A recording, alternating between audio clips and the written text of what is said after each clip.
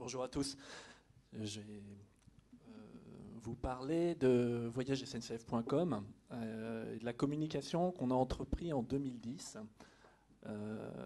Ça ne vous a probablement pas échappé, en tout cas pour ceux qui prennent le train et qui réservent des billets sur Internet, que les années 2008-2009 ont été extrêmement difficiles. Et on a eu une année noire lorsque le site a été rattrapé par ses volumes et son antériorité et s'effondrait régulièrement, créant de grandes difficultés pour une bonne partie des clients qui voulaient réserver en ligne. À cette époque-là, donc fin 2008, début 2009, la note de satisfaction a été divisée par 2. On est tombé dans les tréfonds, alors que les équipes travaillaient H24 pour établir le site. Et je ne vais pas parler aujourd'hui de la crise, de la résolution, de la démarche qualité qui a été mise derrière. Il y a eu une année 2009 où on a fait profil bas, on a travaillé techniquement sur la création de services. On avait entre guillemets la cellule qualité qui s'appelait la Love Team, qui a été créée pour retrouver les motifs forts d'insatisfaction au-delà de l'instabilité, de les redévelopper, de les remettre en qualité. Et tout ça, ça aboutit fin 2009 donc à un site qui remarche, mais avec une réputation absolument effroyable. On s'est dit comment allons-nous remonter, recréer du lien avec nos clients. Le site remarche à peu près bien fin 2009. Il y a encore une longue route à faire. Et donc, on a établi en fait une démarche en plusieurs étapes. Et tout ça s'est inspiré de comment remettre le dialogue avec nos clients au cœur du sujet, réhumaniser ce dialogue, parce qu'on a un double effet en tant que, entre guillemets, pure player, puisqu'on est la filiale Internet, on ne fait que de l'Internet au sein du groupe SNCF. C'est du pur digital, donc c'est éloigné, c'est froid, il y a très très peu d'échanges humains en tant que tel. Même les relations clients se font essentiellement par email lorsqu'il y a un support autre que le transactionnel. Comment du coup faire passer le message que oui, clairement au sein de l'entreprise, on attache beaucoup d'importance à ce que pensent, ce que disent et ce que veulent les clients. Du coup, on a construit une reprise de parole en 3 grandes étapes. Sachant qu'une fois que le site était entre guillemets remis en qualité, qu'il fonctionnait, pour qu'un client dise après une mauvaise expérience, quand il revient que ça marche, il dise oui c'est super, ça marche, en fait c'est un non-événement, c'est la moindre des choses que le site fonctionne. Donc c'était pas magique de faire en sorte que la satisfaction allait se reconstruire. Donc on s'est lancé dans la refonte visuelle du site, qui a été son petit nom de code V25, prévu pour mai-juin de l'année 2010.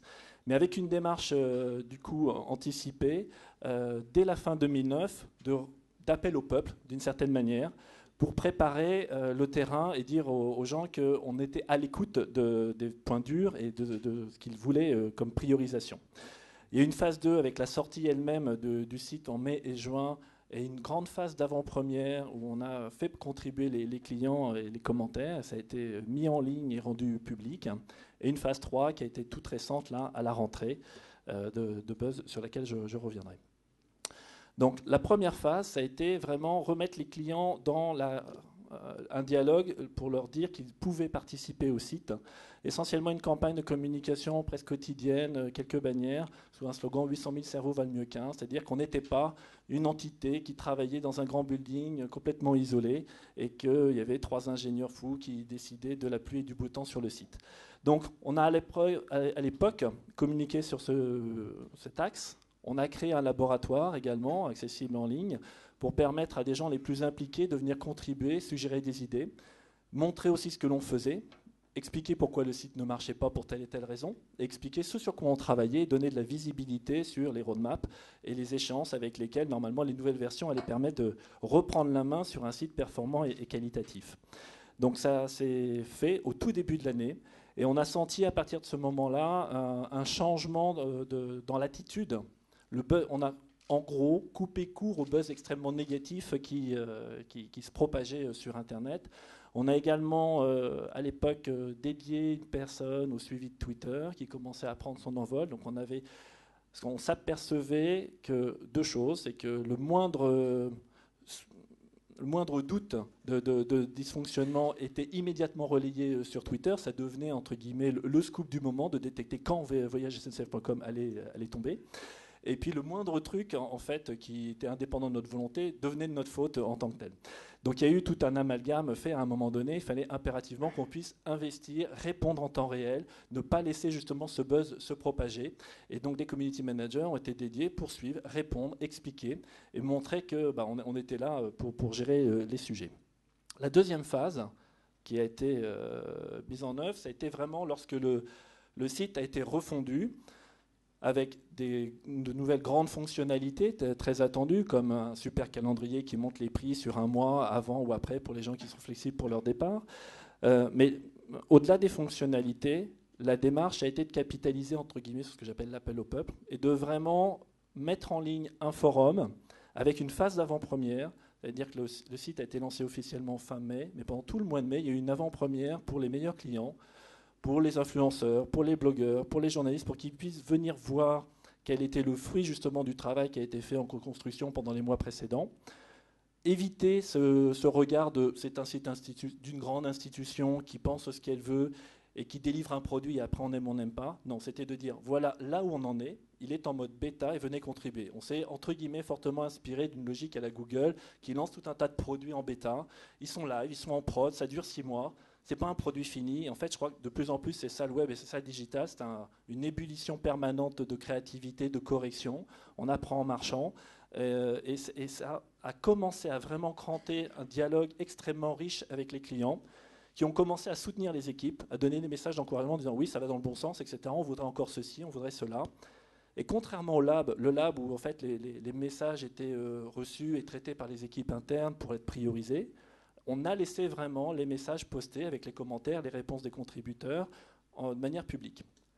Lorsqu'on a lancé le site en officiel, on a remis à zéro le forum, mais on l'a laissé live. Ça a été une grande décision à l'époque puisque le plan initial prévoyait de fermer, de ne laisser les contributions au forum que pendant la phase d'avant-première. Et en fait, on s'est aperçu que ça apportait tellement de bénéfices, ça donnait de la visibilité, ça entretenait ce dialogue, qu'on l'a laissé. Et le forum est toujours accessible sur la homepage de voyagesncf.com. Et étonnamment, d'ailleurs, les médias l'ont repris comme étant vraiment une marque, une preuve, entre guillemets, d'un changement d'attitude très fort, très significatif, et de reconstruction du site avec ses clients. Au-delà de ça, on a bien évidemment capitalisé sur l'événement en tant que tel, et puis sur tout un tas de campagnes plus classiques de display, de newsletter, mais en continuant cette interactivité permanente. Et on a laissé passer l'été. Donc là, on a vu les notes de satisfaction revenir à des niveaux historiques qu'on avait auparavant, avant les grandes périodes où le site était très instable. Donc déjà, c'était une première étape de conquise, mais on ne voulait pas revenir à une étape précédente. Bien sûr, l'objectif est de l'améliorer, de dépasser de nouveaux seuils. Et on a reconsidéré le contexte en disant, je reviens juste en arrière, parce que là, la logique, c'était tant qu'à faire un site pour vous, autant le faire avec vous, donc pour ce qui était la signature de cette co-construction. Et une fois tout ce travail préalable qui se bonifiait, qui a apporté tout un flot de positifs, on a lancé enfin vraiment une campagne de communication comme on en avait fait par le passé, avec des critères bien spécifiques d'attention. Comme je disais tout à l'heure, c'est un monde digital, c'est un monde froid. On est une institution, c'est théoriquement assez sourd à la vie de ses clients. Et pourtant, l'enjeu, c'est du voyage. C'est donc émotionnel, c'est personnel, c'est privé. Donc il y a vraiment des critères subjectifs très très forts. Et on voulait vraiment renouer avec cette empathie avec les clients, porter une innovation et un regard nouveau. Et on avait quelques succès qui nous y aidaient, notamment le calendrier dont je parlais tout à l'heure, et une application mobile qui a été lancée à Noël l'année dernière sur iPhone, qui s'est déclinée sur Android, enfin qui va sortir sur Android pour la réservation en fin d'année là, et qui fait un vrai gros carton sur Internet. On en est à plus d'1 million de téléchargements. Et on va faire plus de 30 millions d'euros de ventes sur mobile cette année. Donc le M-Commerce a permis, en parallèle de la reconstruction du site, de montrer qu'il y avait des choses positives qui avançaient. Et d'ailleurs, quand le site avait des faiblesses, le mobile explosait et devenait un vrai relais. Donc tout ce qui se faisait n'était pas noir, ça allait dans une dynamique très positive. Et du coup, on a voulu vraiment aller encore plus loin dans la surprise apportée aux clients. Et le slogan déjà ancien de voyagesncf.com, qui est plus loin que vous ne l'imaginez, historiquement, portait plus sur une logique de destination. On ne fait pas que du train, on peut vous emmener à New York, à Jakarta, Singapour, etc. Là, la logique, c'est vraiment plus loin que vous ne l'imaginez dans la relation client. Et on a créé une campagne de publicité qui a fait début septembre un assez joli buzz sur Internet, puisqu'il y a eu 1 500 000 vues en une quinzaine de jours à peu près, et qui était vraiment créer de la surprise. Si on veut vraiment être proche des clients, les connaître, on en a sélectionné 5, il y avait 3 départs et 2 arrivées. Et on a organisé un événement particulier en gare qui était une totale surprise pour eux. Et tout ça, ça a été mis en avant sur le site. Il y a eu bien évidemment des informations relayées sur YouTube, une chaîne YouTube. On a fait aussi une campagne newsletter et des campagnes de display classiques. On a fait un seul passage télé, début septembre, à 20h40, 48 heures après le démarrage en ligne du buzz pour l'amorcer. Et c'est ça qui a vraiment contribué à le décliner. Donc là, ce sont des vignettes des différentes personnes. C'est toujours en ligne et accessible sur YouTube. Donc il y a eu un concert de rock, il y avait des clowns qui accueillaient une famille, il y avait une jeune femme qui partait, il y avait un chanteur avec un piano qui l'accompagnait jusqu'au départ, de type plutôt romantique, etc. Donc vraiment des vecteurs émotionnels extrêmement forts et très personnels. Et au-delà du quantitatif du buzz, le résultat a dépassé nos espérances. Quand il y a 1 an et demi encore, on avait plutôt quelques groupes extrêmement critiques sur Facebook, il y a quelques centaines de users qui disaient à mort le DSI de voyagesncf.com. Là, on a retrouvé 15 000 fans, qui est donc totalement nouveau et qui va nous permettre de capitaliser, je pense, sur de nouvelles phases, de nouvelles logiques d'interaction avec les clients. Des retombées médias extrêmement fortes. Ça a été une explosion sur Twitter, puisqu'on a eu 850 tweets assez rapidement, et même à l'étranger, jusqu'en Russie, au Portugal, au Brésil, etc. Et surtout, au-delà donc du quantitatif, ça a été surtout la qualité, puisque 90% du buzz est redevenu positif, avec une vraie surprise. Les gens qui ne s'y attendaient pas. À voir une pub comme ça, on a pu retrouver le ton un peu décalé de Voyage SNCF de l'origine, mais en étant encore plus proche des gens et en travaillant sur l'émotionnel plutôt que la provocation ou le côté caustique. Donc voilà, on avait une autre phase encore qui était prévue, une autre opération. Il y a la semaine dernière, on s'est dit on ne va pas la faire, on va juste continuer de surfer un peu, on verra pour 2011, on va continuer de surfer sur cette vague.